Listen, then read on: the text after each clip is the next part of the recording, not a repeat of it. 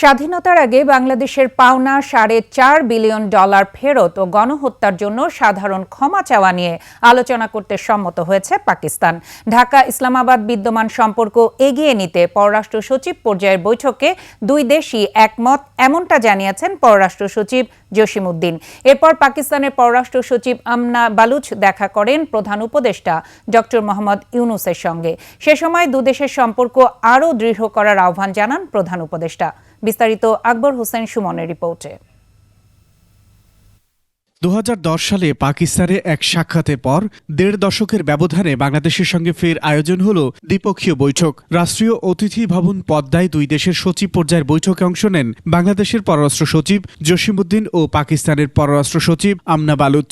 বৈঠকের পর প্রধান উপদেষ্টার সঙ্গে সাক্ষাৎ করতে যান আমনা। সে সময় দুই দেশের মধ্যে সম্পর্ক আরও সুদৃঢ় করার বিষয়ে আলোচনা করেন তারা। এখন যে কোনো ব্র্যান্ডের পুরাতন এসি বদলে নতুন ওয়ালটন এসিতে উপভোগ করুন 25% ছাড়।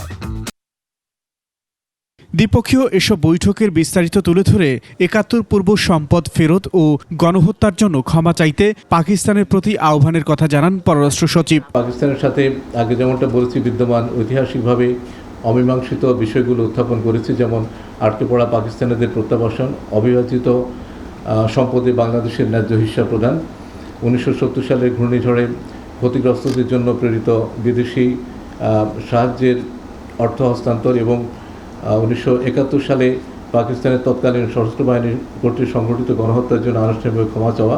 বাংলাদেশে আটকে পড়া 3,25,000 পাকিস্তানের প্রত্যাবাসন এবং অর্থনৈতিক ও বাণিজ্যিক সম্পর্ক এগিয়ে নেওয়ার বিষয়েও আলোচনা হয়। এটা আমরা পাকিস্তানি প্রতিনিধি দলকে বলেছি যে বাংলাদেশের সাথে পাকিস্তানের সম্পর্ক এখন যে জায়গায় দাঁড়িয়েছে, সাম্প্রতিককালে উচ্চ পর্যায়ে যোগাযোগ এবং বিভিন্ন ক্ষেত্রে আমাদের যে সহযোগিতার কারণে, সেটিকে একটা শক্ত ভিত্তির উপর দাঁড় করাতে গেলে আমাদেরকে এই অমীমাংসিত বিষয়গুলো মীমাংসা আসল প্রয়োজন। এদিকে বিকেলে মন্ত্রণালয় পররাষ্ট্র উপদেষ্টার সঙ্গে বৈঠক শেষে ফেরার পথে আমনা বালুচ বাংলাদেশ সফরে সন্তুষ্টি প্রকাশ করেন।